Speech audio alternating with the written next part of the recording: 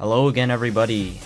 It is AM22, bringing all you CPL fans some more content. And now we are getting into the playoffs of Season 1 because, as I promised last time, I would cover this, and I will always keep my promises. But that being said, some of you are probably wondering, oh, what happened to CPL Season 2? Why is there no content for CPL Season 2? And yeah, hold your horses. Just wait till the end of the video. I'll address that as well. But for now, basically last time we left off with the entire rest of the season recap for CPL Season 1, where we talked about the standings. And once again, here are the standings. You know, on the Pokemon side, we got Zygarde 50 still at the top, Urshifu single following close after, and then all the rest of these guys, very big threats. And over here, of course, we have the playoff teams, so we can take a look at the bracket over here. And as you can see, of course, it is very much not filled in. You know, oh, who's going to win? I don't know. And all that, but we can see over here the first round matches. We have the 8th seed Blurg, aka Sid, against Random. Then we have seed 5 versus seed 4, Wise Guy versus Banana Thief, seed 6 versus seed 3, JS King Boo versus Ray, and seed 7 Namu versus seed 2 Broken Motor. So since there are 3 rounds, essentially 3 games, I'll just cover 1 game per round, and you can kind of see the games over here. But yeah, I'm not going to cover every single game. That's just going to take too long. So I'll go ahead and say that the first game we're covering is going to be Namu versus Broken Motor. So if we take a quick look at the matchup, oh, how convenient, they're right next to each other. I can quickly go over what I would maybe expect these fellows to bring. We can see Urshifu single on Broken Motor's side has been his MVP the entire season. In this match, it does look a little bit awkward because there is a whole clef, there is a whole Corv, but it can still do some heavy damage to those, and if he wants to use that as a breaker, he can certainly lure those in and get some, you know, big hits off on them to free up his other teammates. Or he can use it as sort of like a revenge killer.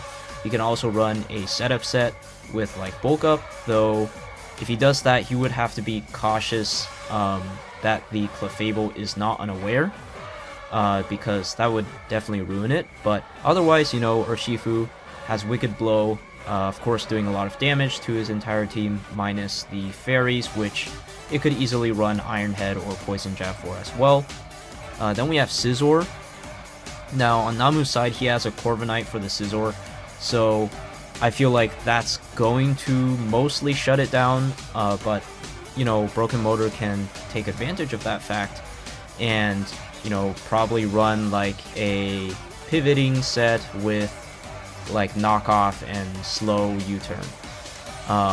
Or he could elect to run SD, though probably might not be as reliable. He could hope to get off a big hit on the Corviknight with like a knockoff or a superpower and free up some of the other guys on his team. I don't know, maybe he has like an offensive Togekiss or something. He wants the Corviknight load. So he could do that with Scizor. The Rotom Wash looks very good, I would say, because Namu's 1 Volt Switch Absorber, right? Okay, I guess there's also Volt Switch or Volt Absorb Arctozolt, but his main Volt Switch Absorber is going to be the Zygarde 50, and that thing can get Will-O-Wisp, so not sure if he's going to want to switch it in, but yeah, if he doesn't, then Rotom Wash is just going to be a free momentum generator for Broken Motor here. And then we have, okay, I'll talk about Nidoqueen first, right? Nidoqueen is absolutely demonic into Namu's team. We saw earlier in a previous replay highlight that Nidoking just completely demolished him. You know, he had no switch-ins, the coverage is just like way too much for Namu to handle, unless he brings the Gudra, and even if he does, then it just gets kind of worn down there. So Nidoqueen basically does the exact same thing into his team. You know, you got Sludge Wave, you got Ice Beam, you got Thunderbolt, and I don't know, maybe Shadow Ball lasts for the Hoopa, or like Rocks or something. And that basically covers his entire team. And then there's Slowking Galar, which is literally like a second Nidoqueen that is slower, but also has setup options, you know? So this is also going to be a big pain for Namu to deal with, especially since, like, these guys, you know, they just have coverage for his entire defensive core. And the Slowking can run something like, I mean, I guess it could run something like Shuka Calm Mind to get around the Zygarde and also set up and beat these guys. But then I would say like something more reliable would probably be like Trick Room / Nasty Plot, or just Trick Room 3 attacks. Because then you're not as vulnerable to his other breakers in Duramanitan and Arctozolt. So that could be a interesting like late game option for Broken Motor, or he could also like build this to just hard counter any Clef set. Honestly, it's just very good here. Then there's Togekiss. Togekiss might be one of his better defensive options against the Zygarde. Yeah, not really too much to say here. Then like Colossal, Cinderace. Cinderace looks kind of bad into Zygarde and Slowbro, but he could definitely bring it as like a U-turn bot. Colossal would get up hazards, but yeah, that's like about it. Barbaracle could set up, I guess. Like, he would have to force damage on the Corv and the Slowbro, but yeah, this is a possible bring. And then there's Greedent, which we have seen that he was very fond of bringing this Pokemon for some reason in the past. But then looking at Namu's side of things, we got Clefable, which this can probably be built to be his Urshifu answer with like Rocky Helmet, either Magic Guard or Unaware, right? Depending on what he thinks is going to be more helpful. And then probably just like, I don't know, Rock Soft Boiled Flamethrower, something standard like that. You could also bring some like super weird like Cosmic Power or Calm Mindset to like, with like Weakness Policy or something to like set up on the Slowking. I've seen it happen before, but probably not too likely. The Corviknight probably is going to be like, I would say something like Rocky Helmet, Iron Defense, Roost, Body Press, and U-turn. Yeah, you like that would just hard shut down any Scizor, because you, if it's SD, right, you just boost up alongside it, and then you hit it with a press. And if it's not SD Scizor, you just generate momentum for the rest of your team by using U-turn. Slowbro kind of looks bad here, I'm not going to lie. You know, Urshifu hits it really hard. It can't get crit, sure, but it's still super effective. Scizor can like SD U-turn on it, Rotom Wash full switches on it, this thing sets up on it. Nidoqueen, even though it does have like the quote-unquote type advantage, like a Life Orb Thunderbolt is still going to really hurt. So I would not be surprised at all to see him bench the Slowbro. Grimmsnarl, if it does come, will probably just set up dual screens. Honestly, like a setup set does not look really good here, just because he has a whole Nidoqueen, he has a whole Togekiss. Yeah, if it does come, I imagine it would just be dual screens. Zygarde actually, I think, looks really phenomenal here. In my opinion, the most likely bring would probably just be a band set to break Broken Motor's team, punch holes in it. He has no 1000 arrows resist, so banned arrows is super free. But he could also bring something like coil setup to boost up alongside the Scizor maybe, and then just smack that really hard, smack the rest of his team really hard. This could also be, I guess, like some super fat Volt Switch Sponger. If he doesn't really care about getting status, he could bring like some set to switch into the Rotom to deny free Volt Switches. But yeah, I think that's probably less likely. Like, Banded Arrows is just super free. Hoopa is kind of interesting here because Motor has, like, you know, no real Ghost Resist. He has Urshifu Single, which has pitiful Spadef. But if he does bring the Greedent, then that could check this Hoopa really well. But otherwise, I guess like something like Scarf Shadow Ball, Specs Shadow Ball is not super unreasonable. Then there's Darm. Darm is just like whatever, I think. It probably kills itself into the Rotom Wash, is what I imagine if it does get brought. Goodra is kind of weird, like, it kind of checks his special threats, right? Nidoqueen and Slowking Galar, as well as Rotom Wash. However, like, if it lets in Urshifu for free, for example, then that might be pretty bad for Namu. And then there's this Hail Core. I feel like the Hail Core is pretty hard to bring into Scizor. However, it's still like possible to bring enough that I think it'll force some prep on Broken Motor's part. So yeah, that's kind of like a quick matchup overview and like what I think the players might bring. But now let's get into the team preview. So as we see, Broken Motor does just bring his top 6. Like I said, these Pokemon were all like very reasonable brings. And then Namu actually decides to bring no Clefable, first of all. So that's going to make his team very tough to switch into the Urshifu. He does have the Grimmsnarl, but it's going to be a little less reliable than Clefable. So he does have Corviknight, Slowbro, Grimmsnarl, Zygarde, Hoopa, and Darmanitan. So we see no Hail coming from him, as well as no Goodra, which is again going to open up that Nidoqueen so much more. But yeah, just like looking at this, likely leads from Broken Motor, probably like Nidoqueen, just to like break things or get up rocks, or Rotom Wash, just because again, Volt Switch is really free. And then Namu might try to counter lead that with a Zygarde lead perhaps, or like Darmanitan just to get a big hit off.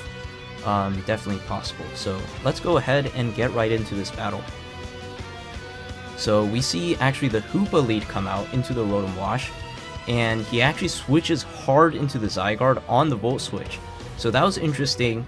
Broken Motor not really fearing like a Spec Shadow Ball or anything. He might be fast Rotom.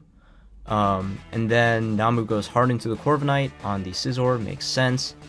He goes back into the Rotom, and now this Corviknight reveals to be Bulk Up, which is very interesting. So Broken Motor probably has to be cautious of some sort of setup cheese Corviknight at this point. But he does go for a nice Toxic there on the Zygarde switch, as it reveals to be Lum. So it's not banded, as we saw from the damage earlier as well. It's kind of doing pitiful damage to the Scizor. So this Scizor definitely looks like a Fizdef variant. Probably his idea is, okay, this is my Zygarde answer, I'm just going to tank a hit and U-turn out or something. But we don't see U-turn actually. He hard goes into the Rotom, as Namu, he catches the double on the Rotom and actually gets a Dragon Dance off. And now this is going to do a little more damage to the Scizor, but we see that it does have SD here. And it roofs back up as Namu goes into the Darm. Very good switch. And now it blitzes into the Rotom, takes the helmet and the recoil, so yeah, that thing is not going to stay along super long, I think. But now he goes into the Hoopa, Shadow Balls on the Slowking. That does a decent amount of damage. Is that AV Slowking perhaps? And then we see a Shadow Ball into the Togekiss, which Togekiss it's probably able to roost that off unless it's not roost. But instead he doubles into the Nidoqueen. Not sure what he's trying to catch. He's probably trying to catch the Corviknight on the Togekiss, and he goes into the Nidoqueen trying to get the rocks. However, Namu actually goes into Slowbro, but he's able to T-Bolt there as the Slowbro fires off a Scald. Big hit on the Nidoqueen. And then he goes into Corviknight on the T-Spike. So that's an interesting read right there. As, yeah, Nidoqueen has no reason not to fire off another T-Bolt, so he's like, I may have trolled a little, yeah, perhaps.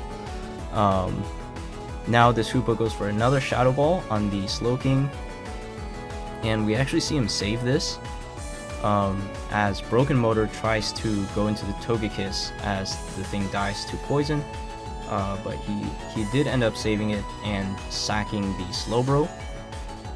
Now this Darm is really getting worn down. It's taking the Helmet, Recoil, the Poison, but it's going to take this Rotom down with it, so seems like a pretty good trade, honestly. And now to double down, we see Namu going into Hoopa and Motor going into the Urshifu, and now it absolutely smacks the Urshifu with a Focus Blast. So we revealed that the Hoopa was Scarf Hoopa, and the Urshifu, unfortunately, was not Scarf Urshifu. So we see Broken Motor does not scout here for the Scarf Focus Blast, and this may end up costing him because, you know, especially with a T-Spike up, Wicked Blow was looking extremely free into his team. However, the Urshifu gets sacked off here. I mean, yeah, in my opinion, the better play would have just been just to go Togekiss and potentially sack that off as the Hoopa dies to Poison. But instead, the Hoopa gets to bring down a gigantic threat here. And we see Namu decides, okay, this Hoopa has done its usefulness. He just sacks it off to the Slowking and brings in the Corviknight. So this Corviknight is actually starting to set up as it dodges a Fire Blast, and it does reveal to be the Agility Power Trip set with the weakness policy here. So honestly, things are looking very dire for Mr. Motor here. This might be game, as the Togekiss comes in on the Power Trip and it actually dies in 2. And the Scizor is also going to die in 2. Basically, he's just trying to PP stall it potentially. No, it's not going to be able to PP stall him. He goes for a Desperation Sword Stance, but the Corviknight is going to, just clean up the game here. As, Broken Motor has no answers. With the agility up, outsped his entire team. This was, very interesting battle for sure. Namu brought some good prep here with this Corviknight set that really caught him off guard. We never got to see what this Grimmsnarl was, or really like the Zygarde was just 80,000 arrows. But this Corviknight ended up putting in the work. I think like for both sides there were probably a few misplays. The main one would definitely be Motor sacking his Urshifu, since that might have been able to come in on the bulk up and get some damage off at least before this thing absolutely swept his team. But yeah, overall a very good game. We saw a lot of doubles coming out from both sides, a lot of nice predictions. And yeah, so with that, let's take a look at the bracket after round 1. So as we can see here, here's what the bracket looks like. Obviously these are the winners of the matches, and we don't know who won, blah blah blah. But the first game, Blurg versus Random. Random actually ended up pulling out a 3-0 win with his Garchomp, and in this game he ended up dodging a crucial Leaf Storm from Decidueye with his Garchomp. You know, Garchomp literally just like out here running around all of Sid's Pokemon, dodging all the moves, and it ended up getting him the sweep. So yeah, Random moves on to the semifinals of playoffs, and over here we have Wise Guy versus Banana Thief. I don't remember too much what happened with this game, but yeah, oh yeah, I remember this. He had the Dragonite, which kept trying to set up to no avail against Christian's team, and Christian was able to just clean him up in the end with Hydreigon there. And then we had Boo versus Ray, so throughout the whole game it seemed like Ray was going to win, but unfortunately at the end he got a little hasty with his Cloyster setup, and Boo's special Garchomp was able to bring it back and win him the game. And then of course we had the game we just covered where Namu and his amazing Corviknight set was able to bring out an unexpected victory against Broken Motor. So yeah, now we have the next round games. We have Random versus Wise Guy and Namu versus Boo. Since we already took a look at one of Namu's games, next I'm going to cover Wise Guy and the Miami Walreins versus Random. So, oops, I forgot to cover the matchup. But yeah, let me just talk about that real quick. So, looking at this matchup, you know, Tapu Koko is absolutely insane here. It is so good. Just dual stabs, you know, you get free Volt Switch off on his entire team besides the Garchomp, which you can Dazzling Gleam. You can Dazzling Gleam the Kyurem. It's faster than Torrent-T, which would otherwise be a huge threat. So you can get a free Volt Switch off on that. You can, if you run physical, you can even like counter Calm Mind Feenies. So Koko just like very good in this matchup. Looking at Hydreigon, Hydreigon is kind of interesting. It has a powerful Dark Stab and Dragon Stab that can click against Random's team. But of course there is the Tapu Fini that would take most things from Hydreigon. And then Scizor, this probably has to be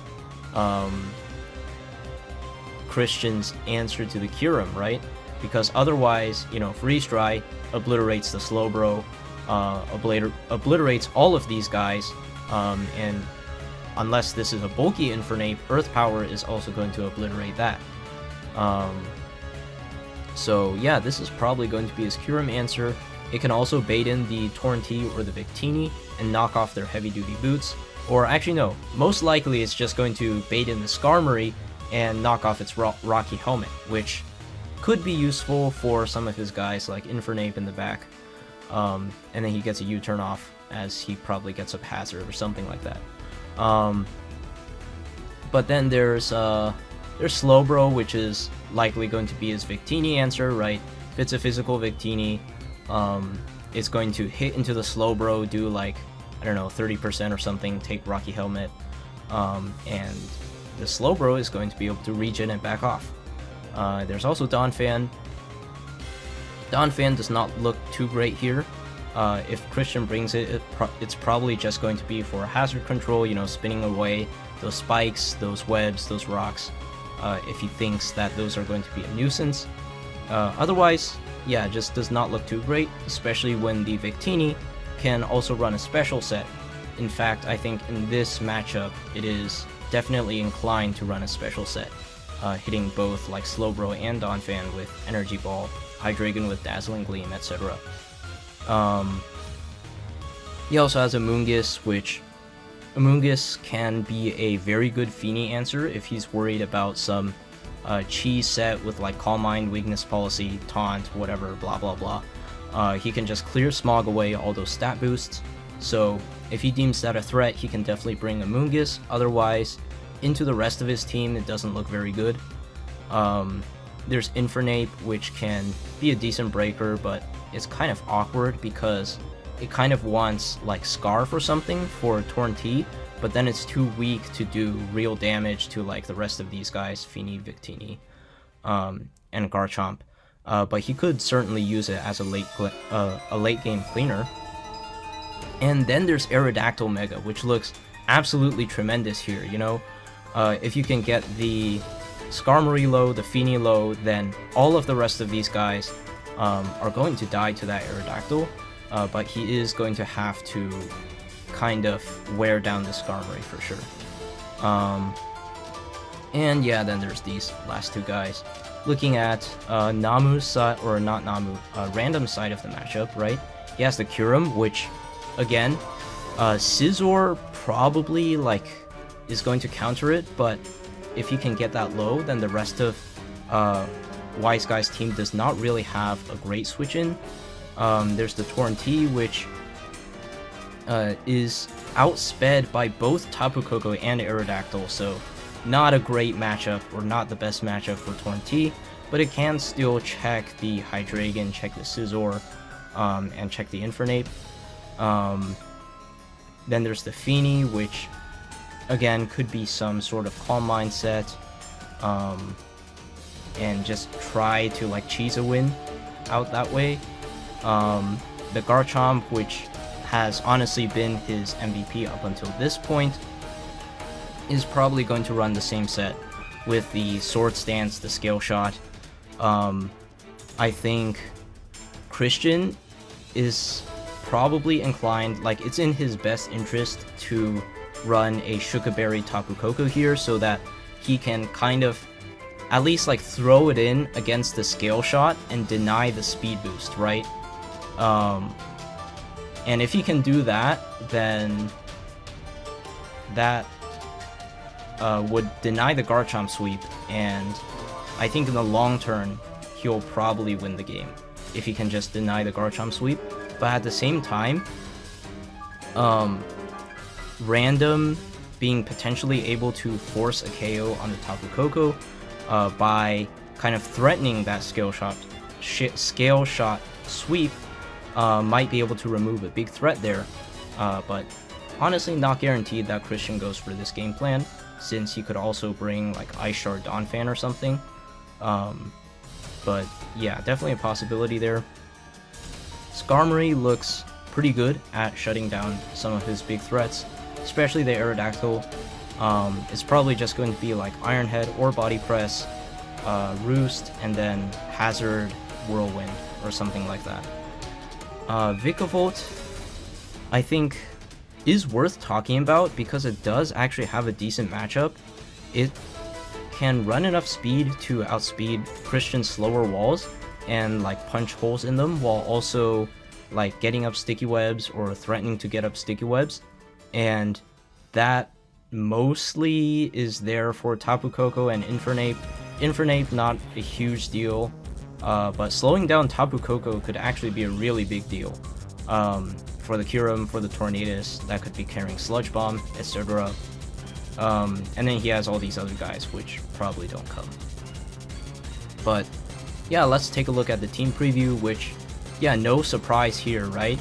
Random just brings his top 4, and Christian brings no Slowbro. He brings all of his guys,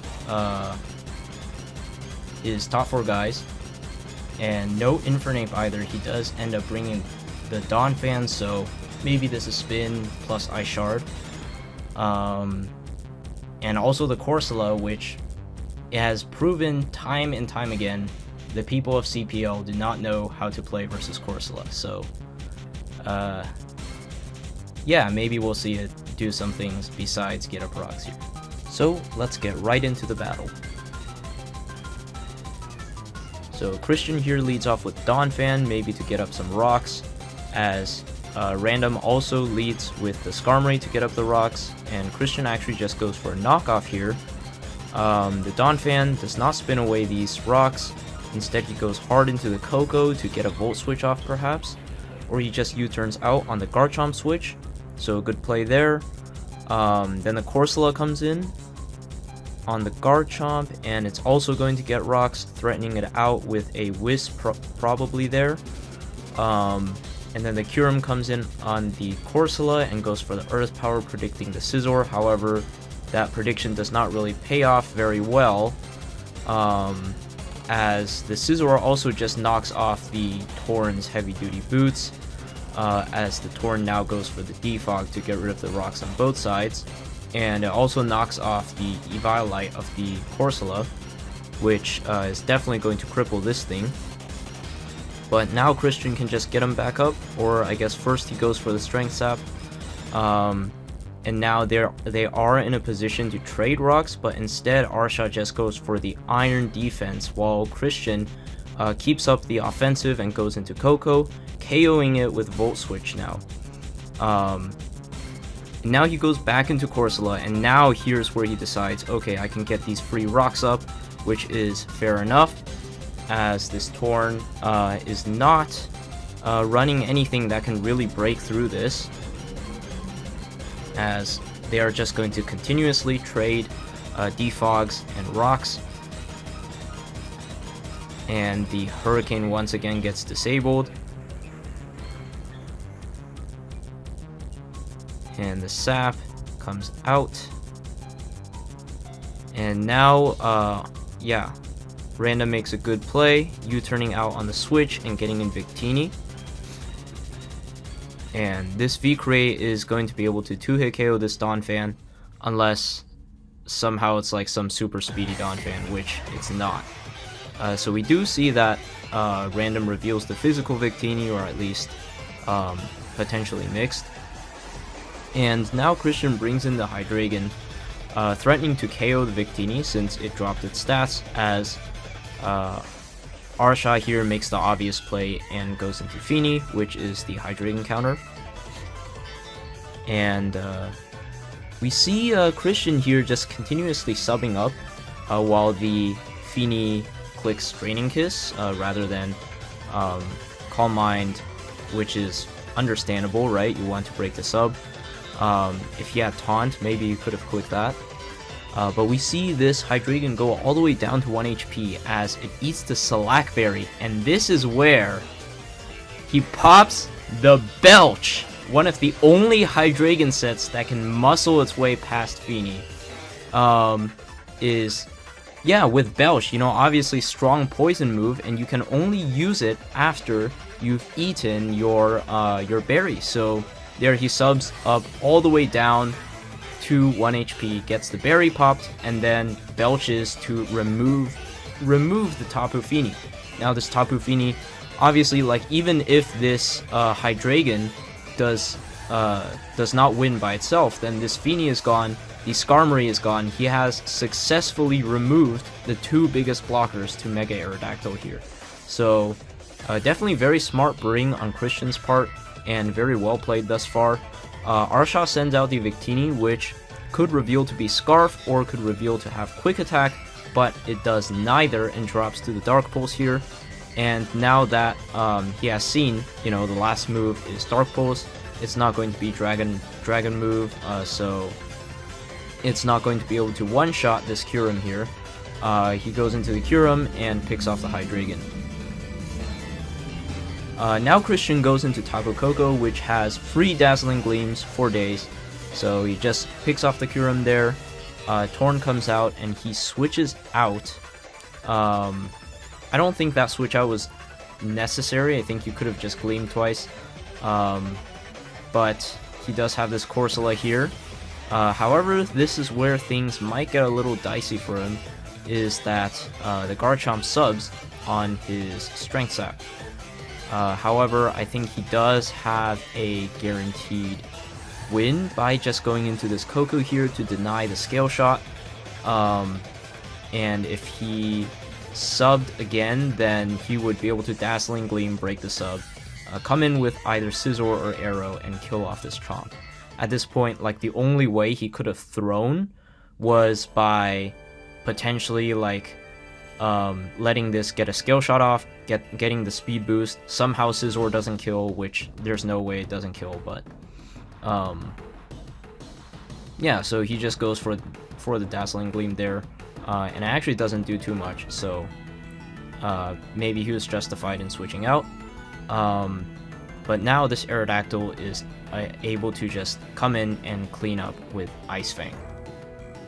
So that's going to be the game. We see Christian and the Miami Walreins take the 4-0 victory against Random Arsha, playing a very well-played game on his part. I think he really identified like the core pieces that needed to be removed for his Aerodactyl in the end to be able to clean up. And of course, the Coco was a good bring.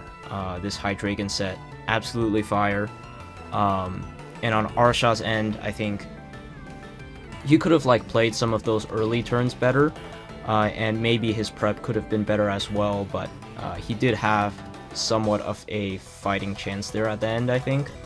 But yeah, that's going to do it for our second round recap. Let's go back to the bracket, and we'll see that on the other side of the bracket, our hero Namu has also continued his win streak and won against JS King Boo. In this replay, I don't exactly remember what happened. I think there was like a Hoopa or something, and then there was a G-Darm at the end. But the G-Darm was not able to win Boo the game. So yeah, this is going to give us our finals matchup. We have Wise Guy Christian against Namu. So both of these guys we saw, they brought out the heat during playoffs. They really knew what they were doing when they prepared their teams. And yeah, now here they are in the finals against each other. And for both of these players, they have not previously matched up, I believe.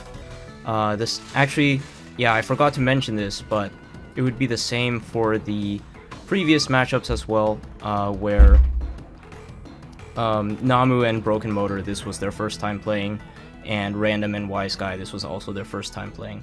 So not too much of the mind games there involved with prepping a new team against someone you've beaten before or whatever. We have only fresh matchups to cover here. But with that being said, I think we can just go ahead and get into the matchup for this game. Alright, so looking at Christian's side of things, Tapu Koko might not have the easiest time here. It'll probably just serve as a pivot with U-turn, Dazzling Gleam, Thunderbolt probably, or it could run Calm Mind, but again, that might be not as reliable with Unaware Clefable and potential Scarfers that Namu can bring. And yeah, otherwise, he's not really going to be able to break through the Clefable with Koko unless it's some sort of taunt set, like perhaps Taunt Thunderbolt Roost or Taunt Nature's Madness. That can definitely be a good bring here as well. With a Hydreigon, yeah, this Hydreigon is definitely goes in versus Namu, I think. It'll definitely have 4 move slot syndrome, but being a powerful dragon type that can actually hit his fairy types for decent damage will definitely help Christian out a lot here. If it is Unaware Clefable, then obviously it would be able to take a hit from, say, a Nasty Plot set, but otherwise Nasty Plot 2 attacks or Nasty Plot 3 attacks looks really, really good here if you can just get that Clefable low. Then he also has Scizor. I think we also talked about Scizor into Namu's team with the other matchup, and regular Scizor is just Mega Scizor but bad.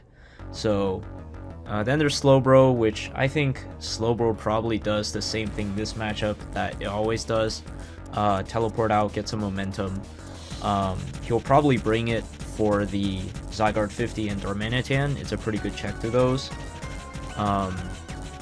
And with Donphan's like meh, I guess. I guess it's bringable. It can knock off the Corviknight's helmet or whatever. can get up rocks. It can Ice Shard the Zygarde if needed to be. Kind of similar to last matchup. Amoonguss, also very simple, I think. You just like Spore things, unless there's a Gogglesmon. Infernape.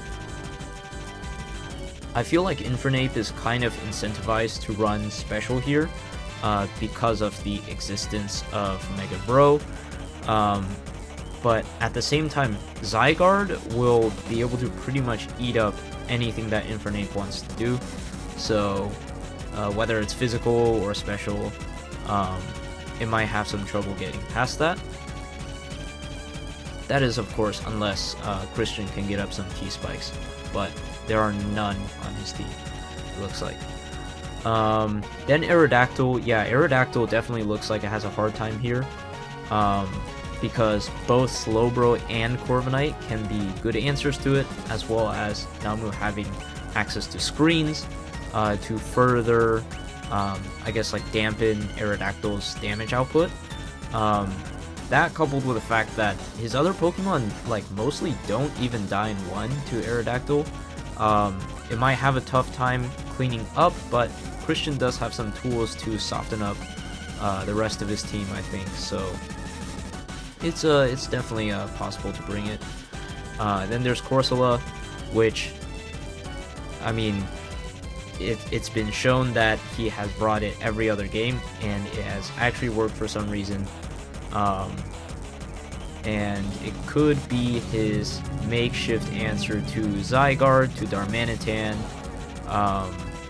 If Namu does end up bringing the Hoopa, that could be something that he might have to watch out for, since provided that the Corsola doesn't hit it with like a Shadow Ball or something on switch-in, then the Hoopa basically gets to click a free attack into Christian's team, which he does not have the greatest responses for. But now, yeah, looking at Namu's side of the matchup, Clefable, very, very nice. Being able to basically not be two-shot by the majority of Christian's team. Being able to wall Tapu Koko if it's not taunt. Just seems like a pretty good Pokemon to have. He might run Moonblast, Flamethrower, Soft Boiled, and honestly, it could be Calm Mind, it could be Rocks, it could be Status like Thunder Wave, Toxic, or Teleport. Honestly, like all valid options for him to have there.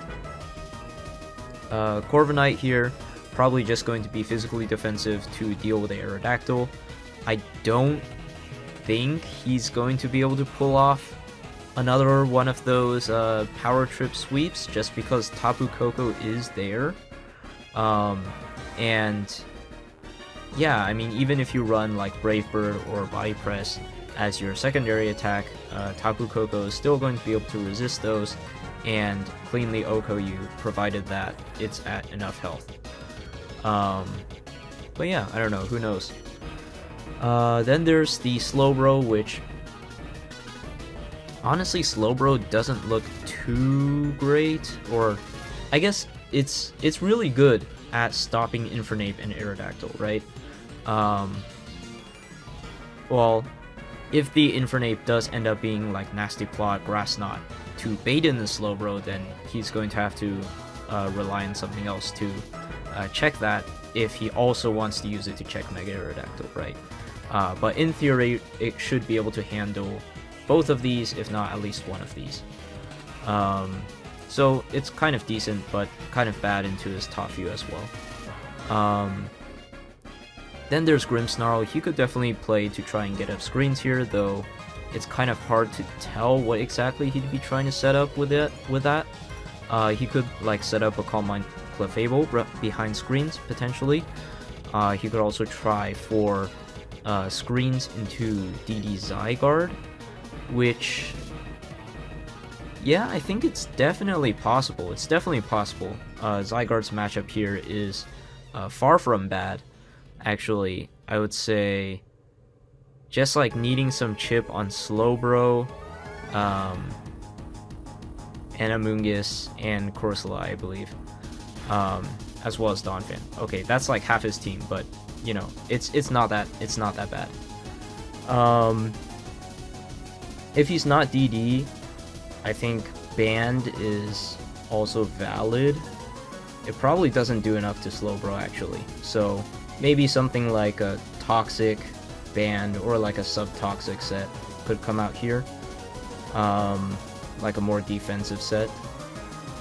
The Hoopa, as I said, does look decent offensively. If he can get it on the slow bro, on the Amoonguss, on the Corsola, basically his slower walls, then he can fire off either a Shadow Ball, unresisted by anything but Hydreigon, or he can try to predict the Hydreigon, so he kind of has some option there. So Hoopa's decent.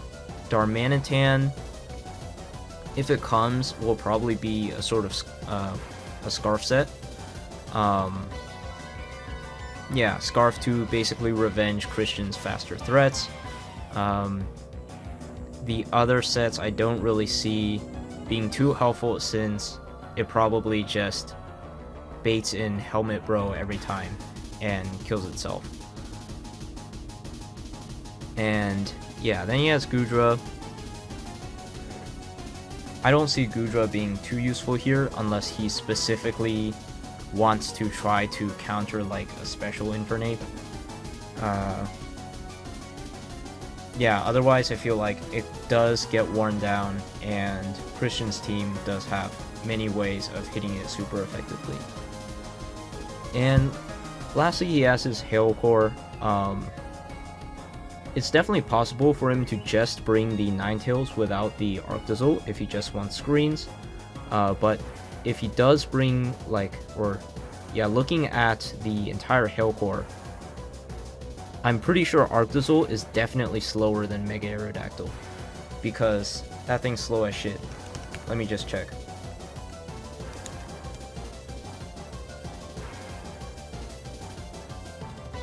Oh my gosh, it doesn't have the pre-built-in sets anymore, because we are now on Gen 9. Oh, so it's not actually slower than Mega Aerodactyl. It can outspeed. Yeah, in that case, I guess it could be alright. He has, you know, Volbeak, Volbeak, Volbeak, Volbeak, Icicle Crash, Icicle Crash, Icicle Crash, or Blizzard. It just kind of depends on if it does enough damage. I don't know. It's kind of difficult because Christian does also have priority. He has a lot of potential Scarfers. To outspeed the Arctozolt, it might not end up coming. But with that being said, let's go ahead and see what these coaches actually brought. And since this is the final game, me in editing, be sure to put in some epic boss music. But yeah, we have, on Namu's side, he actually did decide to bring the Goodra, the Slowbro, the Darm, the Corviknight, the Clefable, and the Hoopa. So no screens and no hail from him. And interestingly, no Zygarde. That's really surprising, actually, that he didn't bring the Zygarde here. He might have been just worried about the Corsola specifically, seeing that Christian has always brought it, or he just thought, okay, the Bro, the Amoonguss, they're just going to hard counter whatever my Zygarde does. Honestly, I think a sub-Toxic set could have definitely had merit into this 6. But yeah, I guess we'll see what he actually ended up doing with these 6. And on Christian's end, he decides to bench Hydreigon and Infernape, which really surprising, I think, as well.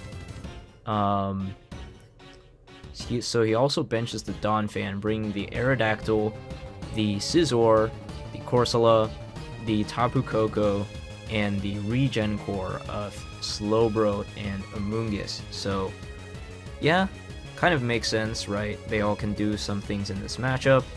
I feel like Hydreigon probably would have been Christian's primary way of making progress here, though. And he decides to bench that. Infernape, I think, also kind of understandable. I don't know. Maybe he just didn't know what to run. But with that being said, on team preview, I think these players could try to just go for their rocks. On Christian's side, he could just like go Corsola because nothing kills it besides Hoopa, but he might be fearing that Hoopa lead, in which case he probably leads with something like... Honestly, wait, he has no Ghost Resist on his entire team. He probably has to lead Arrow to scare it out if he's scared of the Hoopa. And on Namu's side, he might just lead Clef. If that has rocks, he could just get him up. But yeah, I guess we'll see. So here we are, the finals. Namu ends up leading the Darm and hard switches out on the Slowbro. So maybe he didn't have U-turn, or maybe he was fearing the helmet. I feel like even if you fear the helmet, it might be worth it to know that information for sure. Or maybe he was Life Orb, he didn't want to take Life Orb damage. Either way, kind of interesting that happens. Whereas Christian just goes for a free teleport. Definitely makes sense. He teleports into the Amoonguss on the Clefable switch. Okay, so definitely makes sense. That's his Clefable answer. He can Spore it, he can Toxic it. As Namu switches into the Corviknight, this might be Goggles, seeing how he brought it in so eagerly, or maybe not. Maybe it's just a prediction, right? And he U-turns into the Sap Sipper Gudra to absorb the Spore. And, okay, he goes back into Corviknight on the Toxic, maybe trying to anticipate a double or trying to not get his Gudra Toxic. He Brave Birds into the Corsola. This Corsola is now free to Wisp, get up rocks, as it does just elect to get up rocks. Good play. You're going to wear down that Darm really easily, the Gudra, the Hoopa, basically everyone on his team. As this Clefable tries to go for a Toxic on the Corsola, but it switches out into a Amoonguss, which is very fair. I feel like, you know, if you have the Amoonguss there, you might as well not risk anything that the Clefable is going to do. Any knockoff, any Toxic. The Amoonguss is just going to be able to absorb that for you. And now we see, does he Spore again? As he does, and it does reveal the safety goggles. So that first time that Namu went hard into Corviknight, it was basically guaranteed a no-risk play. But now Christian is able to knock those off, so next time the Amoonguss comes in, someone's getting slept unless he predicts... unless Namu like predicts with the Gudra. But okay, now the Darmanitan U-turns, and we see that the guy is not Helmet, and he... okay, yeah, so this is kind of what I was talking about earlier, right? He gets in the Hoopa for free on his defensive guy, weak to Ghost, and now Christian's frantically looking at his team, where's my Ghost switch in? And he realizes there is none, right? He has to go into Scizor, he has to take 90 on that guy, and maybe just trade his Scizor for a bit of chip on this Pokemon. And now he's basically forced into Aerodactyl to revenge, and that is not great because, as discussed earlier, Namu actually has quite a couple, just a couple Aerodactyl switch-ins that are like very solid. Even though this Corviknight is low, he still has the entire Bro there, and now this Bro is going to regen off that damage again. So Christian finally gets the Spore off on the Clefable this time, as he makes a double into the Aerodactyl.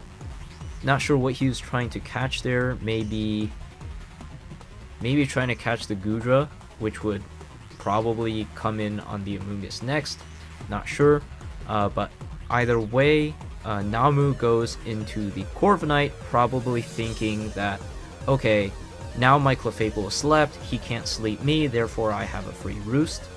And Christian probably realizes, oh shit, my Aerodactyl cannot kill the Corviknight, so he switches out. As Namu actually just goes for a U-turn here, decides not to heal it up, and that definitely worked out in his favor, because now he gets in the literally like the unwallable Hoopa comes back in, and what's Christian going to do? Right, he so he sacks the Corsola, and now he's guaranteed no rocks left for this game. So all of a sudden this Darmanitan is actually looking pretty scary, right? And he comes in with the Defense Seed Tapu Koko. So this is like a very clear red flag that this Tapu Koko is going to be some Calm Mind cheese. And we'll see what Namu's primary response to that is, because looking at the Clefable, even if this is unaware, right, it slept, and maybe with a defense boost, Christian's running some bulky Tapu Koko, like Scarf Darm can't kill it, right? This Tapu Koko could actually be kind of threatening to Namu's team right now, threatening to basically like sweep his team 6-0. But we see his initial response is actually the Goodra, and that Dazzling Gleam does no damage to the Goodra. So it's pretty much guaranteed to be Assault Vest, and after a couple Sludge Bombs, he actually ends up critting the Tapu Koko. And I feel like this probably did not matter, because after a few more Sludge Bombs, he was likely to get a poison, and at that point, Sludge Bomb would either be out damaging the roosts, or it would be basically doing the same damage as he's healing with Roost alongside the poison if he decides to Calm Mind up again. So honestly, it kind of felt like a losing battle for Christian there. He had to get a few more boosts, or he had to get this low before the Koko was in really any position to sweep Namu's team. But now he goes into the Aerodactyl and tries to Dragon Dance up. Oh boy, yeah, that just happened. So it probably was a little greedy for him to try and DD up in front of this Goodra, or maybe he just didn't have a way to kill it. He had to get the boost to kill there, but the Goodra stays in because, like, I guess because he thought, okay, well, at this point, I don't really need this Goodra anymore, and I would like to get some damage on the Aerodactyl if it allows me to, right? I guess if Goodra went down here, sure, that's fine. Then he has Bro to come in on this Aerodactyl, get some damage or get a Scald Burn, and then next time Hoopa gets in again, it'll get another kill, right? So that's probably what Namu was thinking, and on the other hand, Christian might have been thinking, okay, I need a DD to kill this, or I need to DD on his Slowbro switch, that way I can finally get something going. But unfortunately for Christian, instead he stays in and gets paralyzed by the T-Bolt. So at this point, I think the game is entirely over, because yeah, and Christian also recognizes this in chat. His Aerodactyl needed to basically clean up there. He had to kill all of Namu's Pokemon, because that was his last win condition left. And once this got paralyzed, he recognizes, okay, yeah, all I have left are my Regen Core, which dies to Hoopa. So yeah, honestly, I think at this position, Christian probably wasn't in a place to win anyways. The Clefable probably tanked 2 Stone Edges if it was unaware. If it wasn't, then I guess it would have to wake up or something, or dodge a Stone Edge or something. And as long as Namu doesn't like hard into Slowbro a bunch of times to sack HP on it, it should always be able to live a hit from this Aerodactyl. So I believe the game was over anyways, especially since the Aerodactyl, once it was at this HP, it probably wouldn't have another opportunity to Dragon Dance up. So I guess we'll watch this to the end. He tries to go into Slowbro, then go into Amoonguss, get some health back there. Namu actually switches to Corviknight just because he can.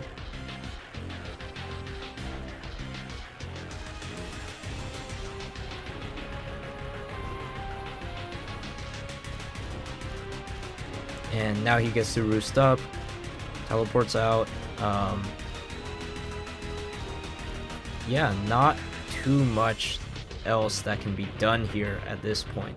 He might be able to like try to outstall the Corviknight here by switching endlessly between the Amoonguss and the Slowbro, but instead he just sacks it off.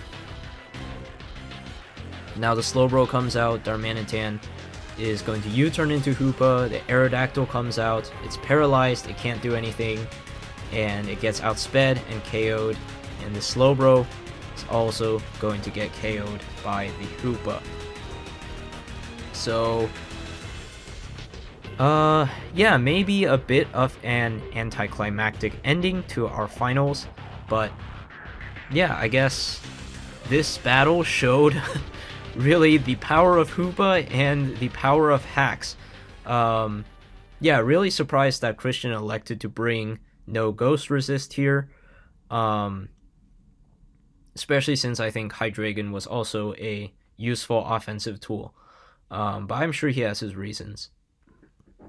That being said though, we are finally able to go into our playoff sheet, and there we go.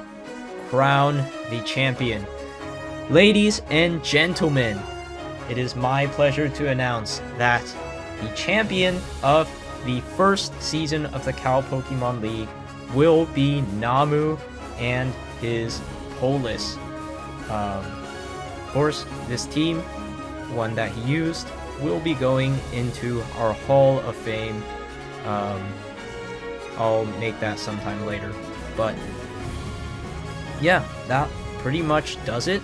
And oh yes, season 2. So if you would like to see some season 2 content, leave a like on this video. If we get 17 likes, then me or an associate of mine will recap CPL season 2. And with that being said, that does it for the video. Hope you enjoyed, and I'll see you next time.